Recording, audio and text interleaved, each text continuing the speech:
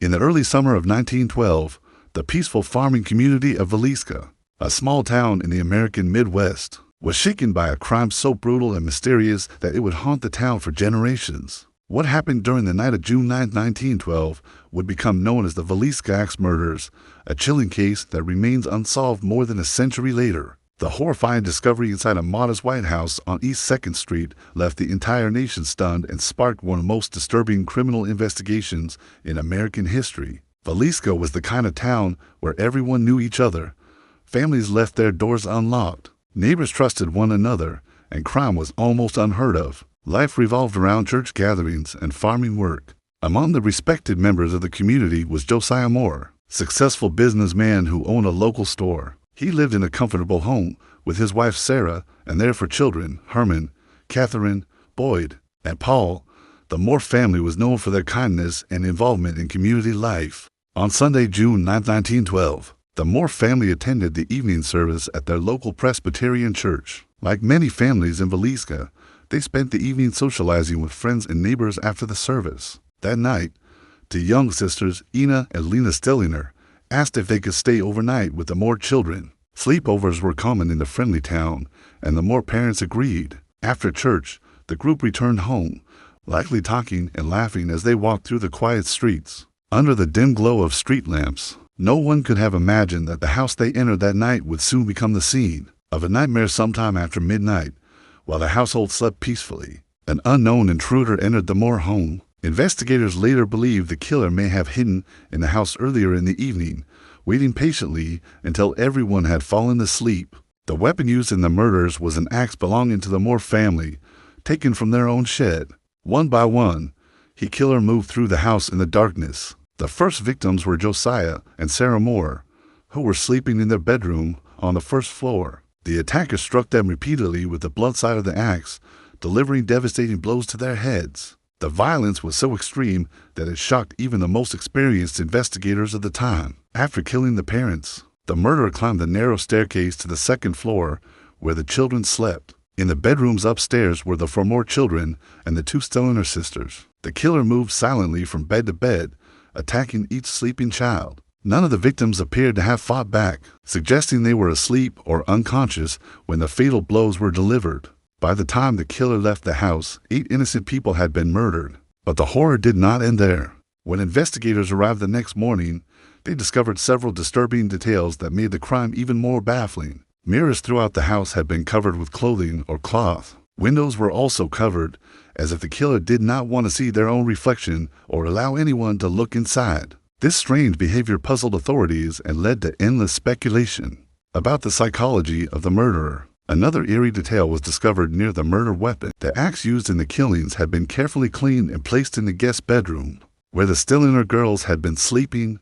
Nearby, investigators found a slab of bacon that had been taken from the Moore family kitchen and left beside the axe. To this day, no one knows why the killer placed the bacon there, and the bizarre action only added to the mystery surrounding the case. The murders were not discovered until the following morning. When the Moore family failed to appear for their daily routines, neighbors became concerned. One neighbor, Mary Peckham, noticed that the house was unusually quiet and that the family had not begun their morning chores. Eventually, another neighbor entered the house to check on them. What they found inside was beyond horrifying. The bodies were discovered in their beds, the room stained with blood. The scene was so disturbing that the person who discovered it quickly fled the house and alerted authorities. Soon, the small town was filled with panic as word spread that an entire family had been slaughtered in their own home. The investigation quickly drew national attention. Detectives, journalists, and curious onlookers poured into Villisca. However, the investigation was plagued by mistakes from the very beginning. Before investigators could properly secure the crime scene,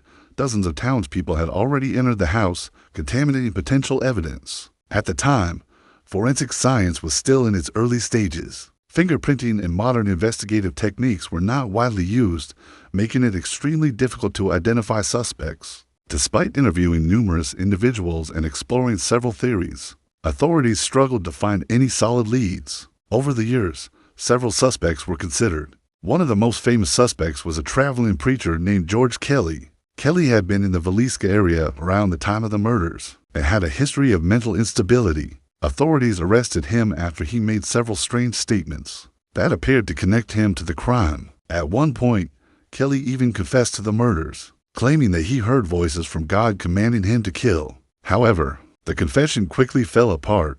Investigators realized that Kelly's statements were inconsistent and likely influenced by intense interrogation. Eventually, he was put on trial twice, but both trials ended without a conviction. Many people believe Kelly had been pressured into confessing to a crime he did not commit. Other suspects included a local businessman who reportedly had a personal grudge against Josiah Moore. Rumors circulated that Moore had been involved in a business dispute that might have motivated revenge. Yet investigators were never able to find evidence strong enough to prove the theory. Another chilling possibility was that the Villisca murders were committed by a serial killer who traveled by train across the country. Some researchers have pointed out similarities between the Villisca murders and several other axe murders that occurred in the United States during the early 1900s. In many of these cases, entire families were killed in their sleep, often with axes found at the victims' homes.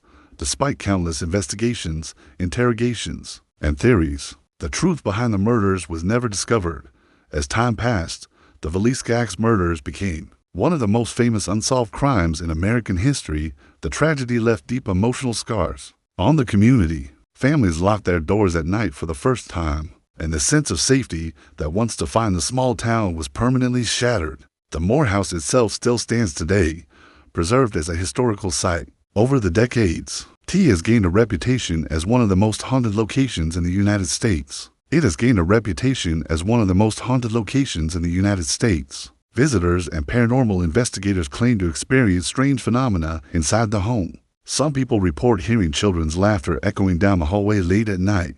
Others say they hear footsteps moving across the wooden floors even when no one else is present. Doors sometimes open and close on their own, and visitors have claimed to feel sudden cold spots or unexplained touches. Paranormal investigators often spend the night in the house, hoping to capture evidence of supernatural activity. Electronic recording devices have allegedly picked up mysterious voices, and some guests say they have seen shadowy figures in the bedrooms where the children were murdered. Whether these experiences are the result of imagination, psychological suggestion, or something truly unexplained remains a subject of debate. However, the chilling history of the house certainly adds to its eerie atmosphere. More than 100 years after the murders, the Villisca Axe Murders continue to fascinate historians, criminologists, and mystery enthusiasts. Books, documentaries, and television programs have attempted to unravel the mystery, yet none have been able to provide definitive answers. The tragedy of the Moore family and the Stillinger sisters remains a haunting reminder of how quickly safety can be shattered and how some mysteries may never be solved. In the quiet town of Villisca, the White House on East 2nd Street still stands as a silent witness to the events of that terrible night in 1912. Though the killer was never identified, the story lives on, whispered in history books, read by investigators, and remembered by those who seek to understand one of the darkest chapters in American crime.